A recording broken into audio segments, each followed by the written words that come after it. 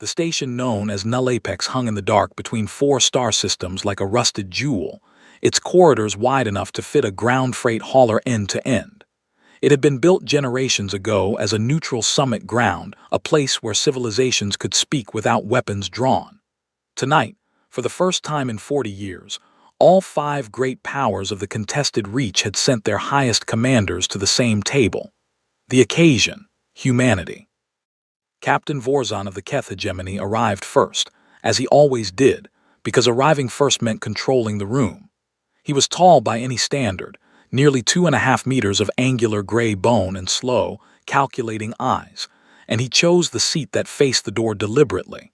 He had spent 31 years winning battles by knowing where threats would enter from. When the others filtered in, he watched each one with the patient attention of a surgeon deciding where to cut. Admiral S. Selith of the Chorus of Suns was the oldest being in the room by a considerable margin. Her kind measured age in the rings of their central body, and she had stopped counting at 90. She settled into her cradle chair without greeting anyone and opened a translated archive of Terran diplomatic correspondences, reading with the slow, unimpressed patience of someone who had outlived 3 wars and expected to outlive a 4th. Warlord Drevka of the Iron Compact entered loudly, the way he did everything. His aide dropped a holographic projector onto the table before he had even sat down, and suddenly the room was full of light, a 3-dimensional rendering of Terran space, color-coded in predictive threat gradients. The threat level was represented by a soft, almost apologetic pale yellow. Drevka thought that was funny and said so. "Pale yellow," he said, dropping into his chair with the practiced ease of a being who had never needed to be careful. "They gave us pale yellow. My intelligence division codes the Terran Confederacy as a pale yellow threat. Do you know what pale yellow means? It means we could deal with this problem using a single patrol wing and still have fuel left to go home for dinner." Fleet Singer Oya of the Velith Conquered arrived last, and she did so in the manner of someone performing an entrance rather than making one. Her species communicated partly through movement, and she crossed the room with a kind of terrible grace that made everyone briefly aware of how still they were sitting. She took her seat and folded her long fingers together and smiled at the hologram. "It is a small people," she said, her translator rendering her harmonics into flat syllables that somehow still conveyed serenity. "Small people with small ships and very large opinions of themselves." Commodore Tezel of the Pale Dominion said nothing at first. He was the quietest person at the table and he knew it, which was itself a kind of power. He studied the hologram, 41 registered Terran warships spread across 6 colony systems, and he felt something move in the back of his mind that he could not immediately name. He filed it away. He was good at that. Vorzon pulled up the formal record of Terran demands. Full recognition of Confederacy sovereignty across 14 systems, observer status at Reach Council sessions, and a mutual non-aggression framework. He read them aloud with the careful, theatrical disbelief of a professor presenting a student's most creative wrong answer.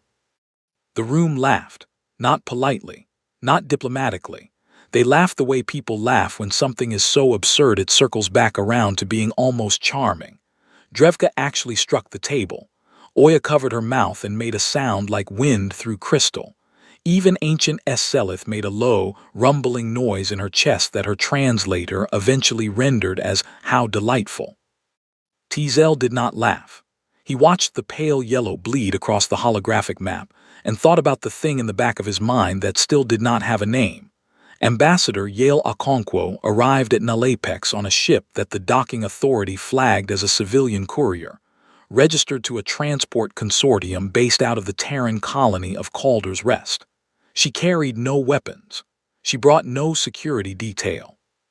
The single aide who accompanied her was a young man named Eli Voss who carried a leather-bound binder and had the distracted expression of someone running calculations in his head. The 5 captains had expected, at minimum, a warship. They had expected posturing, some attempt to appear more formidable than the numbers suggested. Instead, A woman in a charcoal gray suit walked off a courier and asked the docking official for directions to the summit chamber, as though she were arriving at a professional conference slightly early. Vorzan noted everything. He noted the suit, understated, expensive in a quiet way that suggested she was not trying to impress anyone. He noted the binder, which was physical rather than digital, which he found either archaic or deliberate and suspected it was the latter.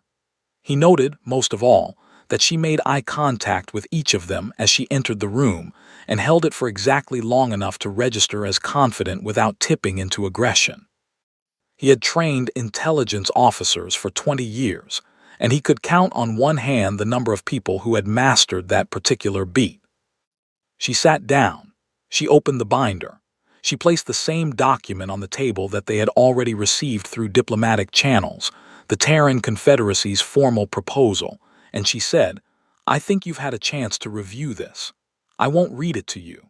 I will say that it represents a reasonable framework for the kind of relationship that benefits everyone at this table, and that it was drafted with that specific goal in mind." Drevka leaned forward. "You have 41 ships." "We have 41 registered warships," Okonkwo agreed pleasantly. "Would you like some water? I find these long sessions easier with water." The non sequitur landed in the room like a stone dropped into a still pond. Drevka's jaw tightened. Oya tilted her head. Vorzan felt something shift in his assessment and quietly revised it upward. The discussion that followed lasted 3 hours. Okonkwo answered every question without impatience and without concession.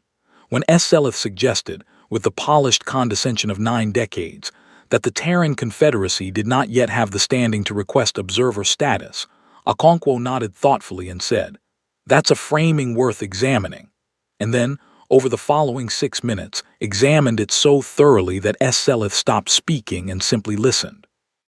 At the end of the 3rd hour, Drevka said what they were all thinking, that humanity was a minor power making major demands, and that the natural conclusion of this meeting was a punitive demonstration that would clarify the relevant hierarchy. He said it bluntly, the way he said everything, and he said it as a threat. Okonkwo closed her binder. She placed both palms flat on the table. She looked at each of the 5 captains in turn, not quickly, not nervously, but the way you look at something you need to remember accurately, and she said simply, "You have 72 hours." Then she stood, collected the binder, and walked out of the room at exactly the pace she had entered it. Eli Voss followed, still doing whatever arithmetic lived behind his eyes. The door closed. The 5 captains looked at each other. Drevka laughed first, then Oya, then Selith with that low, resonant rumble. Vorzan smiled carefully and said nothing. Tezel watched the closed door and finally found the word for the thing that had been living in the back of his mind since the hologram. The word was prepared. She had not come to negotiate. She had come to give them a documented, time-stamped chance to be remembered as reasonable. The intelligence reports came back consistent across all 5 fleets, which should have been reassuring. It was not, although only one person in the contested reach understood why at the time. 41 Terran warships, drive signatures cataloged, armament profiles estimated, shield generation capacity assessed and found to be adequate but not exceptional.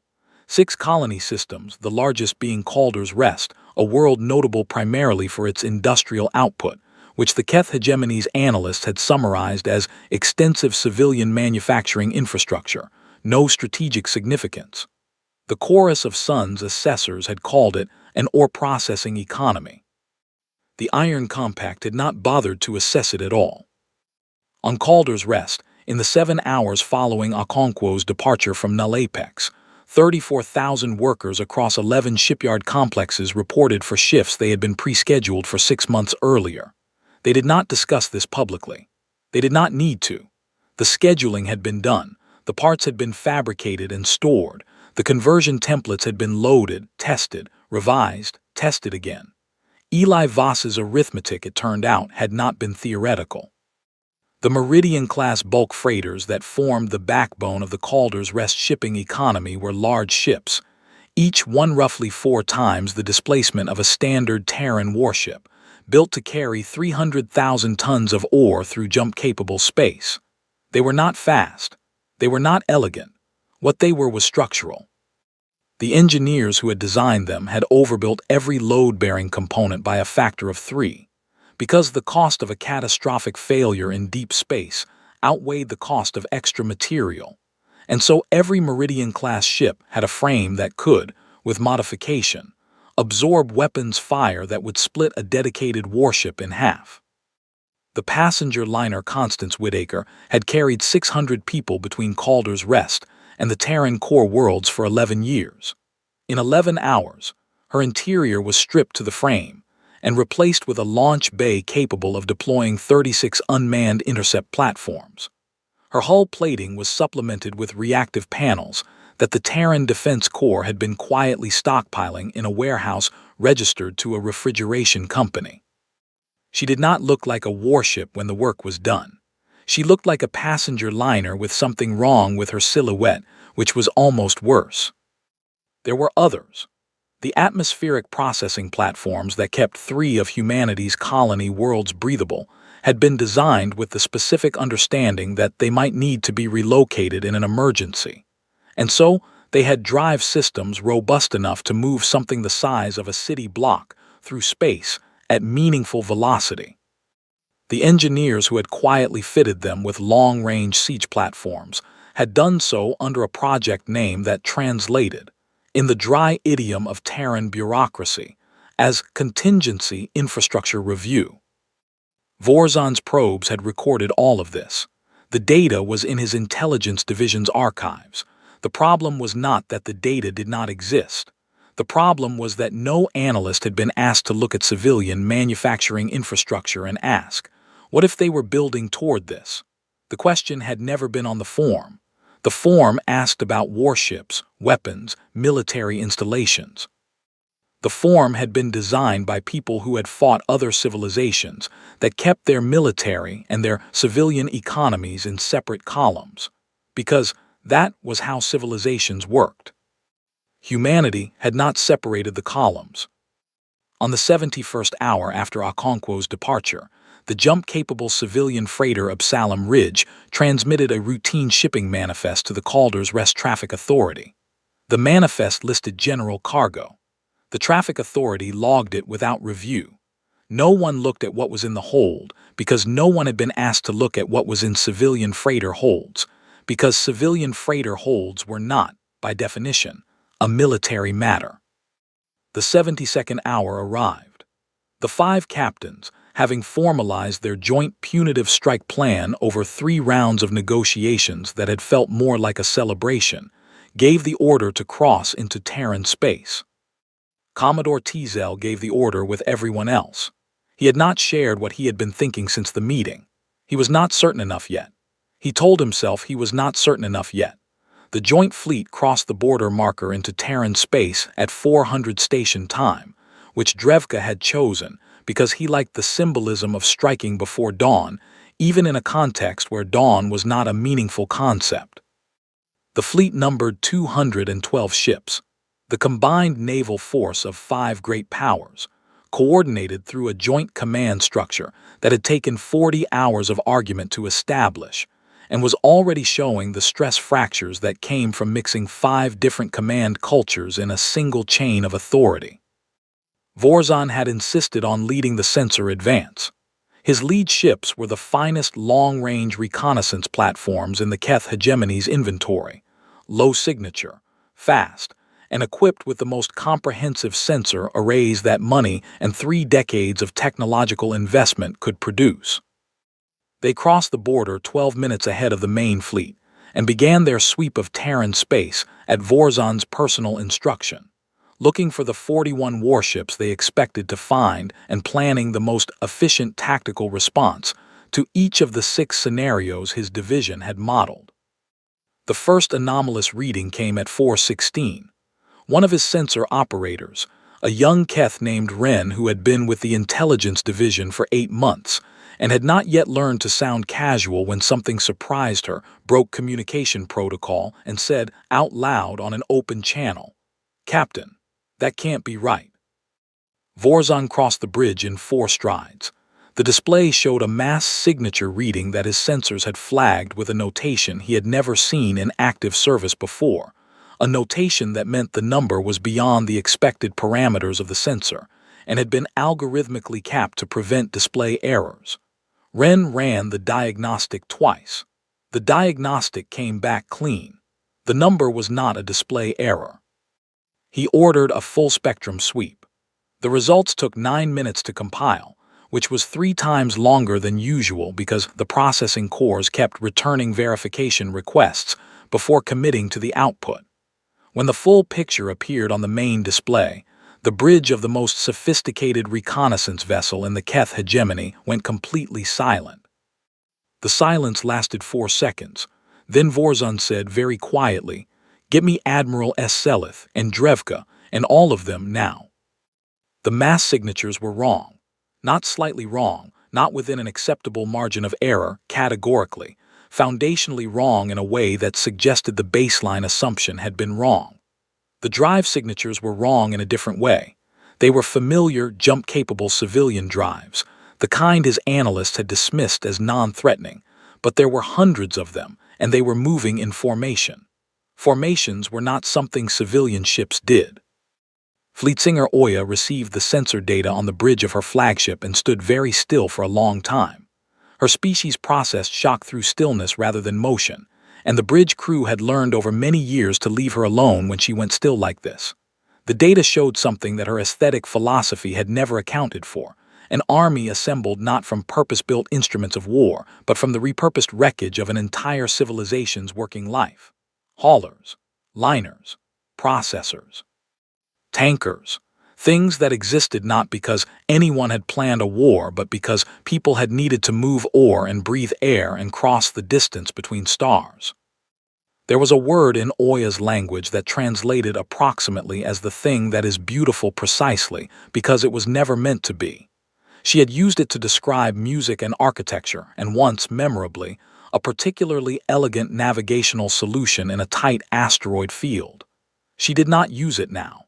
She was not ready to use it now, but she thought of it. Drevka was the loudest person in his own command room at any given moment, and he was not loud now. He read the numbers 3 times. Then he said, in a voice none of his officers had heard before, "How long have they been planning this?" Nobody answered because nobody knew, and the not knowing was the most frightening part. Admiral Commander Alina Reyes broadcast on all open frequencies at 4:31 station time, and she did it in the flat, unhurried voice of someone reading a grocery list. She gave coordinates. She gave a formation designation. She said, "Terran Defense Corps, all confirmed vessels, this is Admiral Commander Reyes. Form up on the provided coordinates. Maintain silence on military channels until acknowledged. TDC out." What answered that call took 11 minutes to fully assemble, because some of the ships were slow, and Reyes had accounted for that in her timing. The Constance Whitaker arrived first among the converted ships, because her drive system was one of the better ones. She slid into her assigned position in the battle line with a precision that surprised every sensor operator in the alien fleet, because civilian ships did not hold formation with that kind of discipline, and this ship was clearly, visibly, obviously a civilian ship that had been modified by people who knew exactly what they were doing. The launch bay doors along her flanks were open. The intercept platforms inside were already warm. The Meridian-class freighters came in pairs, the way they were accustomed to traveling for fuel efficiency, and they did not break that habit even now. They were enormous. Against the dedicated warships around them they looked absurd, too big, too slow, the wrong shape. But the sensor arrays tracking their hull readings kept returning numbers that made the analysis team stare at their screens and then look at their supervisors and then look at their screens again. The reactive plating was not military grade. It was better than military grade because it had been developed by people who had no budget constraints and no committee approval processes and no procurement timelines. Only a question: what is the most damage this hull can absorb? And the professional determination to find the answer.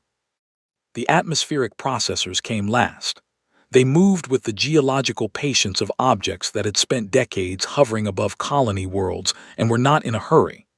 Their silhouettes were wrong for anything that belonged in a battle line, wide, flat, irregular, bristling with antennae that had been designed for atmospheric analysis, and were now doing something else entirely.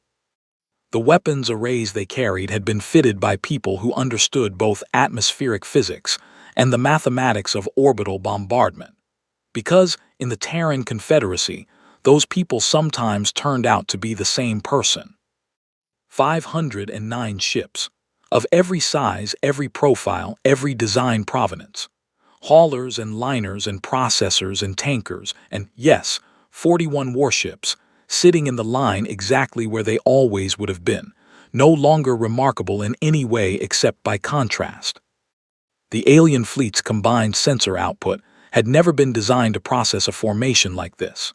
The targeting algorithms, built on decades of cataloged warship profiles, kept trying to classify ships that refused to be classified, generating error flags across every tactical display simultaneously.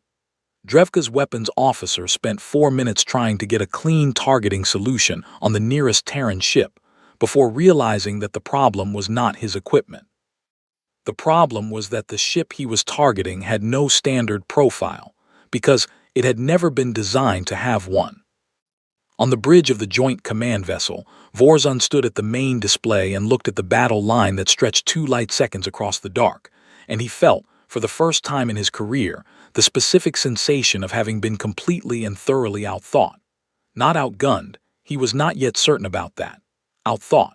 Someone had sat in a room somewhere on a human colony world and asked, "What do they expect?" and then built the exact opposite. Commodore Teasel opened a private channel to the Joint Command vessel and said, "I want to note, for the record, that I raised concerns." No one responded because no one had time to respond, because at that moment Admiral Commander Ray's second broadcast came through, and it was even shorter than the first. It was her voice, calm and unhurried, and it said simply, "Terran Defense Corps is holding position. Your move." The laughter on every alien bridge stopped at exactly the same moment. Commodore Teasel of the Pale Dominion broke formation at 4:47, 16 minutes after the Terran Armada finished assembling. He did not announce it. He simply issued a directional order to his fleet group and moved them 14,000 kilometers back along the axis of approach. Not a retreat, technically, more a tactical reposition. And then opened a ceasefire frequency that had been established in the Joint Command protocols as a contingency nobody had expected to use. He broadcast on it for 37 seconds. He spoke in the careful, precise language of someone who had rehearsed what he was going to say, but was trying to sound like he hadn't. He cited the Joint Command Framework's clause on unilateral risk assessment. He cited the changed tactical situation. He cited 3 specific data points from the sensor sweep that he had been privately running his own analysis on since null apex, and which now formed the factual backbone of a ceasefire request that was, underneath its formal language, a very simple statement. "I am not doing this." Drevka's response was immediate and colorful and lasted nearly 90 seconds on an open channel, which was a tactical error because it meant every ship in both fleets heard it. Vorzon muted it after the first 20 seconds and spent the next 70 doing what he was best at, which was thinking. Fleetsinger Oya's withdrawal came at 4:53 and was handled with the grace that defined everything she did. She issued no statement. She simply brought her flagship's bow around 12 degrees and let the maneuver speak for itself. Her fleet group followed in the elegant sweeping arc that the Velith Concord's naval doctrine favored, a movement so precisely coordinated it looked choreographed. In another context, Vorzon would have appreciated it. In this context, he watched her go and reduced his tactical assessment of the remaining Allied force by 30%. Admiral Selith surprised everyone. She opened a private channel to Admiral Commander Reyes at 5:01 and spoke for 4 minutes. No one except Reyes heard what she said. What was known was that, at 5:05, Selith issued a full stand-down order to the Chorus of Suns fleet group, and moved them to a holding position at the edge of sensor range. She sent a single follow-up message to the Joint Command channel that read, in its entirety, "I have been in this profession for 61 years. I know when a battle serves no purpose, I will be at the negotiating table." That left Vorzan in Drevka. Drevka attacked at 5:09 because Drevka had never in his life backed away from anything, and he was not about to start in front of 4 other captains and 500 alien ships. He committed his full iron compact fleet group, 67 warships, with the kind of decisive, uncomplicated aggression that had won him 11 campaigns and earned him the reputation that preceded him everywhere he went. He was good at this. He had always been good at this. He understood the language of force. The Terran ships did not scatter. They did not fall back. The 3 Meridian-class freighters in Drevka's approach vector held position, and his weapons fire, which would have gutted a standard warship, hit reactive plating and dispersed. Not entirely. The freighters took damage. One of them listed badly on the 3rd impact, and her crew sealed 3 compartments and kept firing. Drevka had never fought an enemy that absorbed fire like that and kept shooting. And for the first time, the aggression in him had to share space with something more uncomfortable. Vorzan committed a portion of his force, 30 ships, carefully selected, and immediately discovered that fighting the Terran Armada was nothing like fighting a conventional fleet, because conventional fleets had a doctrine, a pattern, a logic you could decode and counter. The Terran ships had been crewed by people who came from 100 different working traditions, mining crews, cargo pilots, atmospheric engineers, and they fought with a creative, improvisational stubbornness that confounded every tactical model he ran. A tanker ship that had no business being in a battle line absorbed 3 direct hits and used its own momentum to ram a Keth warship's flank. It was not in any tactical manual. It worked. Vorzan paused his engagement at 5:31 and spent 3 minutes looking at the numbers. Then he made the hardest decision of his career. The boarding of Vorzan's flagship was not an elegant operation. The Terran Defense Corps boarding doctrine did not emphasize elegance. What it emphasized was outcome. The Absalom Ridge, the civilian freighter that had transmitted a routine shipping manifest 24 hours earlier, closed on Vorzan's flagship at 5:34, moving faster than a ship her size had any reasonable business moving. Her civilian drives pushed to a level that her engineering team would need to spend 2 weeks apologizing to afterward. She carried in her modified hold a set of docking clamps that had been salvaged from a decommissioned asteroid mining station in the outer belt of Calder's Rest. They were old. They were ugly. They were rated for a docking force of 900,000 tons because asteroid tugs had to hold on to things that did not want to be held.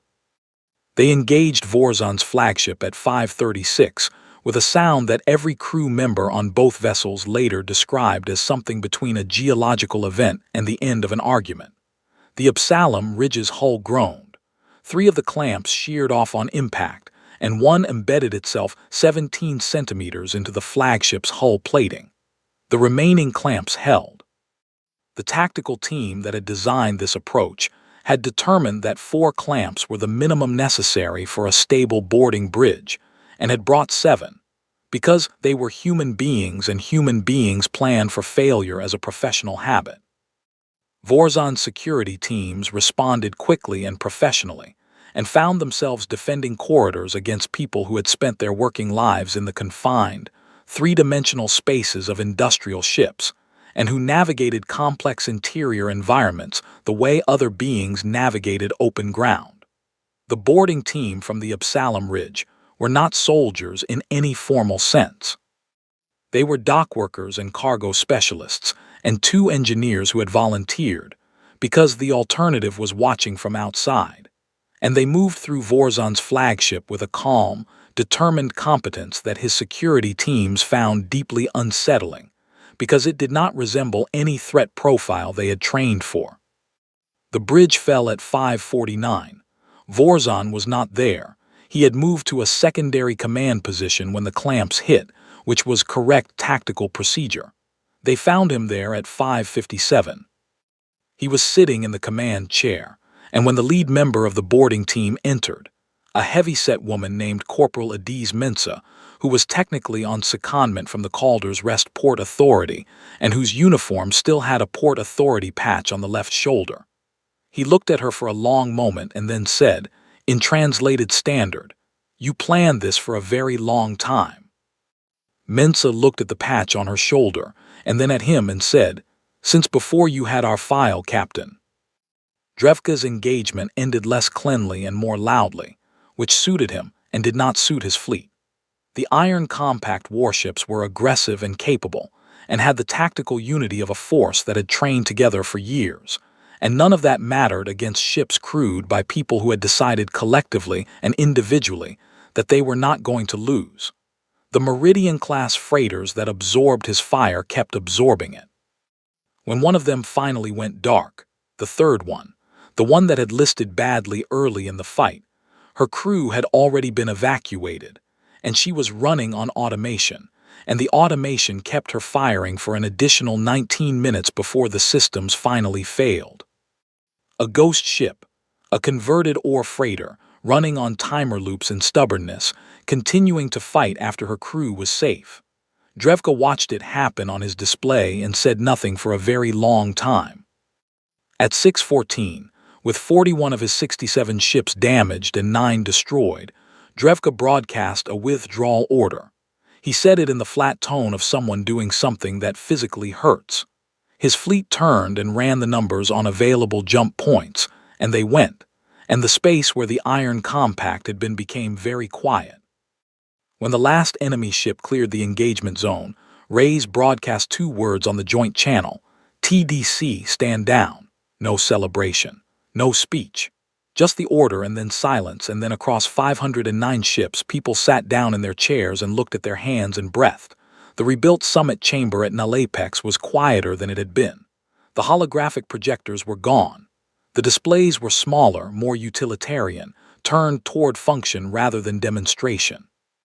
The 5 chairs were occupied by 4 captains and 1 diplomatic proxy, because Vorzan was technically still in Terran custody, a status that his government had spent 6 days protesting loudly, and that Okonkwo had responded to with the same patience she brought to everything, nodding in each reply that the release schedule was outlined in the document they had been offered 72 hours before the engagement, and which remained on the table, unchanged. The document was on the table now, the same copy, the same document Okonkwo had placed there and then collected when she closed her binder. Eli Voss had carried it in that same leather-bound binder onto the same courier ship, and it had waited in the binder for the conversation to arrive at the point where it could do some good. Okonkwo sat across from the 4 captains and the proxy and said nothing for a moment. She looked at each of them the same way she had looked at them the first time, the look that catalogued and remembered, and then she opened the binder and placed the document on the table and said, "I believe we were discussing mutual non-aggression frameworks." Eselith signed first, because she was oldest and had the most dignity to preserve and chose to preserve it by being the least resistant. She pressed her seal to the document with the steady hand of someone who had survived long enough to know when a thing was finished. She said nothing, which was itself a statement. Oya signed second, and she did it with a kind of mathematical precision that suggested she had already worked out what the signature meant for the Velith Concord's interests in the contested reach, and had decided the calculus favored it. She looked at Okonkwo once as she pressed her seal, a look that Okonkwo met and held, and something passed between them that would have been interesting to translate. Teasel signed third and did so briskly, the way he did things he wanted behind him. He had already submitted his formal ceasefire request to the Terran Defense Corps Records Office, which had acknowledged receipt with bureaucratic efficiency and filed it under noted. He suspected it would be useful someday. Drevka's proxy signed fourth after a pause that lasted long enough to be deliberate. Drevka himself had not come. He was on his flagship, which had 17 hull breaches patched with emergency foam, and he was reading the engagement logs, and he would continue reading them for some time, the way a person keeps pressing a bruise to understand its shape. Vorzon's proxy signed last, with the formal, precise movements of someone executing a legal obligation. The instrument was witnessed by Eli Voss, who had been doing quiet arithmetic in the corner of the room the entire time and who set down his stylus, and signed as a witness with the comfortable air of someone finishing a task they had scheduled weeks in advance. When it was done, the room had the particular silence of a completed thing. Teasel looked at the document and then at S. Seleth and said, in a low voice that carried anyway, "I still want to know how they hid that many ships." S. Seleth was quiet for a moment. She had spent 6 days reviewing everything: the manifests, the intelligence files, the manufacturing records that had been in the databases the whole time, unread in the wrong category. She had spent 6 days understanding the shape of what had happened, and she thought she understood it now well enough to say it plainly. She said, "They did not hide them. We never asked what they built when they were not at war. We only counted the things that looked like weapons. We did not understand that to them, everything is a potential weapon, not because they are violent, because they are persistent. There is a difference." Teasel thought about that.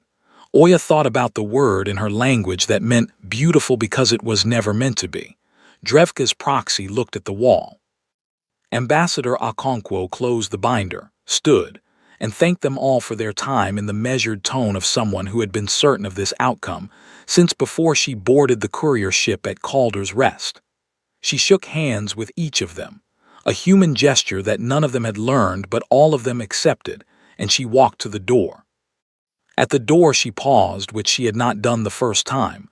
She turned back once briefly and said, "Humanity is looking forward to the partnership. Not the alliance, not the treaty, the partnership." The door closed behind her. Eli Voss followed, the binder under his arm, already moving on to the next set of numbers. Outside in the corridor, he handed Okonkwo a fresh coffee from a thermos he had been carrying in his bag since they left Calder's Rest, because he had scheduled the meeting's end time to within 4 minutes, and the coffee was still hot. She took it without comment, the way you accept something from someone who simply knows your schedule better than you do, and they walked together toward the docking bay where the courier ship was waiting. The Terran Confederacy had gotten everything it had asked for. It had always intended to. The Armada had never been the strategy. The Armada had been the punctuation at the end of a sentence that Yale Okonkwo had written 6 months before she ever walked into that room.